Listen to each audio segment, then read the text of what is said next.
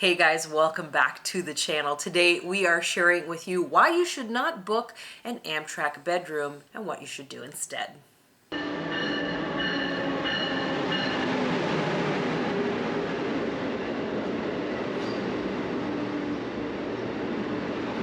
All right, guys, so we have been in an Amtrak bedroom, I think 3 or 4 times, and the last time we were in an Amtrak bedroom was the longest, as we were on the Texas Eagle from LA all the way to Chicago. So we were on it for a really long time, and it did give us the opportunity to really think about if we would ever book it again. Now, that last one, which was the longest one, we did book with points, so we didn't actually pay cash for that particular one. But we realized that we should be probably doing something a little bit different than booking the bedroom. Yeah, the bedrooms and all the Amtrak supercars, we love riding on them, but they do come with some drawbacks. So we're going to give you the workaround for that today. And first thing you need to know is that there's 2 types of Amtrak trains, Viewliner, Superliner. The Viewliners are the ones out of New York. They're much taller inside and a lot more headroom. The Superliners leave out of Chicago and the West Coast, any train not leaving from New York, and they're very tight inside. And usually there's going to be one person that sleeps on the upper berth. In our case, that's me. And it is a very tight fit in the upper berth of an Amtrak Superliner. And we've got some videos here showing you just how tight it is. And we often see people on the train, if it's their first ride on an Amtrak train, getting off and saying, "Whoa, it is way tighter than I thought it was going to be," because it is tight. You can't move around. If either of you or both of you are at all claustrophobic, you are not going to make it up there on a Superliner. So the bedroom, the bedrooms come with some drawbacks, and let's talk about those first. And then we'll talk about how we're going to get around that. The first thing is that on the bedrooms, they do come with their own bathrooms. But the bathrooms in the bedrooms are very small, like very, very small. And every time we've had a bedroom, we end up a lot of the time using the bathroom in the hallway anyway, because the bathroom in the train room is just too small. And you know, these cars were built many, many, many years ago. People were smaller. If you're any bigger than me, you are not going to want to use that bathroom. Yeah, it's a really tight space, and not just for the bathroom, but the shower, I think, is almost impossible to shower in there because, you know, when you're showering, you move your arms around and all that kind of good stuff. You really have to, you know, restrain yourself if you try to shower in there. We've actually never attempted to shower in there because it was so hard just going to the bathroom, let alone trying to shower in there. It's a really small space, and it just kind of really makes a big mess. If you've been in a bedroom before and you've showered in there, there's a lot of water rolling around. Several people have actually said that to us. They're like, "Oh, some of the water kind of made it out a little bit into the room, you know, from the movement of the train or whatever." So that really it's something that's touted as an advantage as to why you would book a bedroom, because you know, they tell you, oh, it's your own private bathroom and shower and you don't have to leave your room. But in all honesty, most people end up not using them. Yeah, most people end up showering on the lower level, which is where the public showers are for your sleeper car, and those never get used really anyway, so I always just shower down there.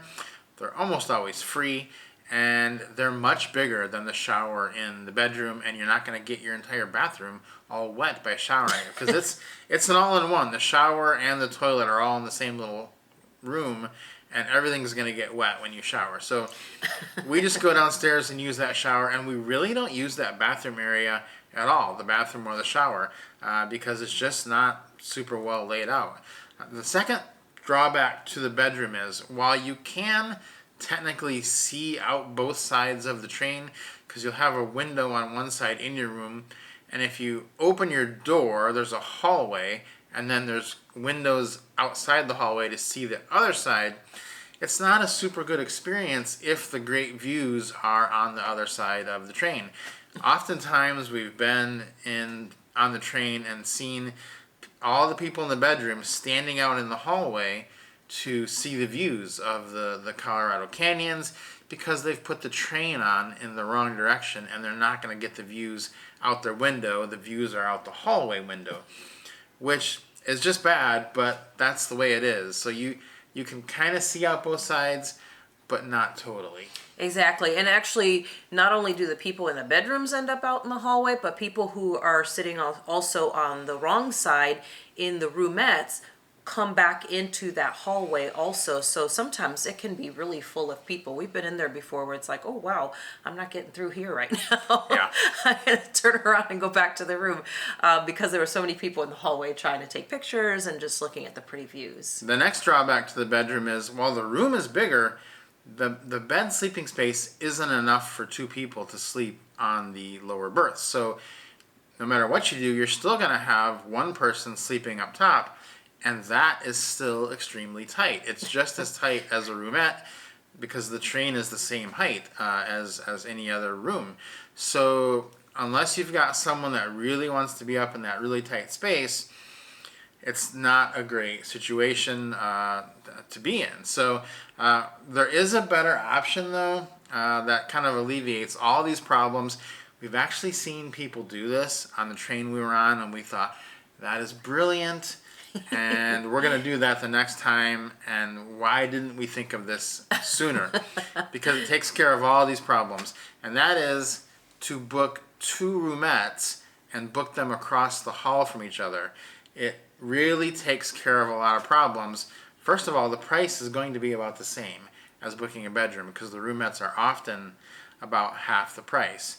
The second huge advantage is that both people can sleep on the bottom berth. You're going to have 4 berths, 2 uppers, 2 lowers, so you can both sleep on the bottom. Yeah, it's really nice too because you have a bigger space, and you've got, like you said, you can both sleep on that bottom bunk, and it kind of gives you a little bit more, kind of breathing room to be able to enjoy your time on the train. Yeah, it's almost like having a 2-room suite, sort of, is how we've seen people use it, because we've seen people, like, one person will be awake in one. Sometimes they'll both be in one room. If the views are on one side, sometimes one of them will be taking a nap in the other room. The other one will be awake in the other room. So you do kind of have that privacy. But that's the great thing, is the views. If you call in and book them across the hall from each other, you're guaranteed views from your room on both sides. So whenever you get to a view, we've seen people that do this. They'll switch from one room to the other and kind of go back and forth. Wherever the view is, that's where they're sitting. And it's brilliant because it's really the only way, other than the family bedroom, that you can guarantee a view out both sides of the train. Exactly, and that really does make a huge difference because a lot of these cross-country rides, you're going to want to look out the window. There will be some really great things to see, especially if you're on one like, the California Zephyr or even the Sunset Limited, Southwest Chief Empire Builder. There's lots of things to see, and some of those things are only on one side of the train, so it is nice to be able to go back and forth because sometimes it'll be on one side of the train, sometimes it'll be on the other side of the train. So that is great to have that option of moving back and forth. And like you said, you could both be in one room, or one could be, reading, one could be napping, and you don't have to bother the other person. Yeah. Now let's talk about bathrooms, because if you're in a Superliner roomette, you're going to be using the public bathrooms, public shower. But as we said, in the bedroom, we never use the bathrooms in those anyway, so it's really not that big of a deal. But if you happen to be in a Viewliner and you get a Viewliner 1, you are going to each have a private toilet in your room. So, there's a lot of debate on whether that's a good thing, and most people say when there's 2 people in the room, it's not the greatest setup. But when there's only one person in the room and you each have your own private toilet, it's actually a pretty good setup, because that's the most spacious toilet setup on the train is that Viewliner 1, and to each have your own private one, I think that makes it pretty good. Yeah, that definitely changes things from when you're both in one room in a Viewliner 1 with the toilet. It's a little more awkward, no matter how long you've been with your partner. It's a little bit more awkward, but if you each have your own, then it's like, oh, this is actually really nice. You don't have to, leave your room in the middle of the night, or you don't have to feel like you're waking up the other person while you're trying to go to the bathroom in the middle of the night. Yeah, now another thing I like about this setup is that you'll both be able to sit facing forward in the direction of travel on the train. So if you have a roomette, just one, or if you have just a bedroom, you cannot both face forward.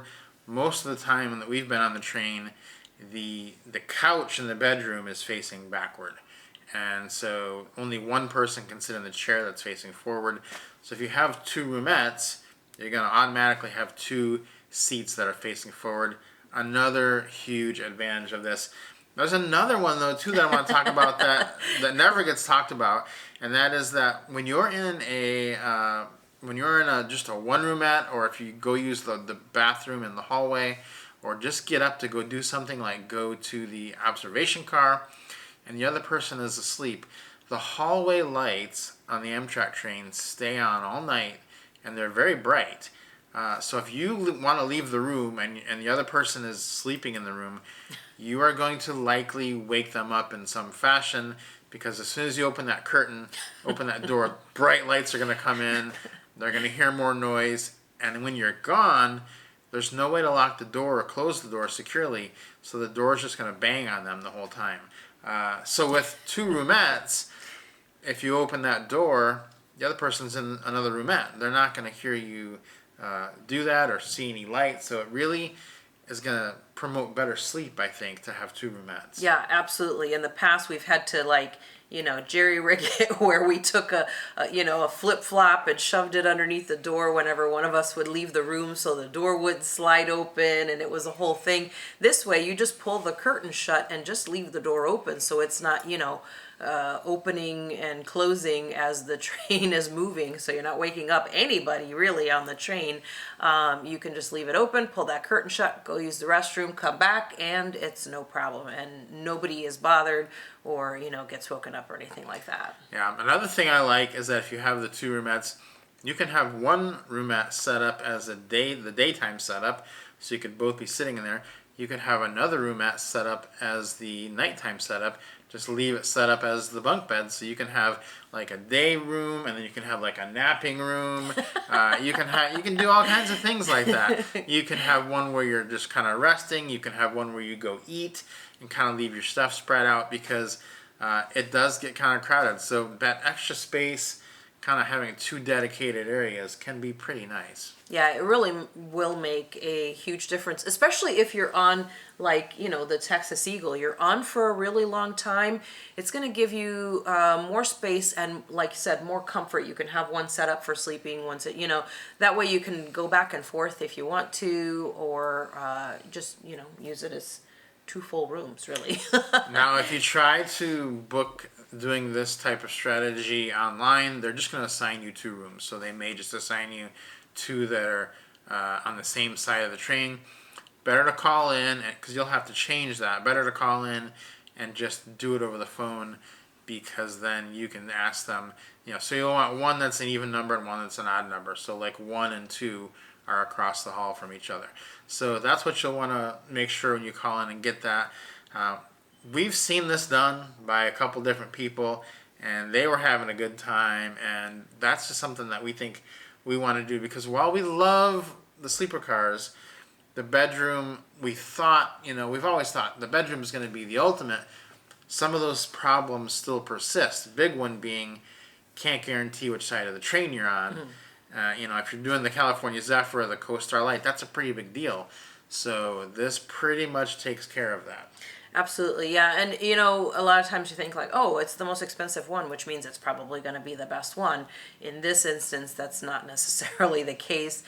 We definitely think this two roomette option is going to be the best way to go. So as we're planning our next few trips, we are definitely looking at booking two. And like we said, it is absolutely best to just go ahead, instead of booking it in the app or online, go ahead and call them and do it over the phone, because that way you'll know for sure you're going to get them across from each other, because they do a really good job of getting you what you want when you call and book on the phone with them. Yeah, we hope that this tip helps you, and it's certainly something that we're going to be trying out in the future. All right, guys, don't forget to subscribe to the channel. Comment down below if you've tried this before, if you loved it, and tell us how that all worked out for you. And if you have any other questions about this topic, don't forget to like the video. We'll see you guys next time.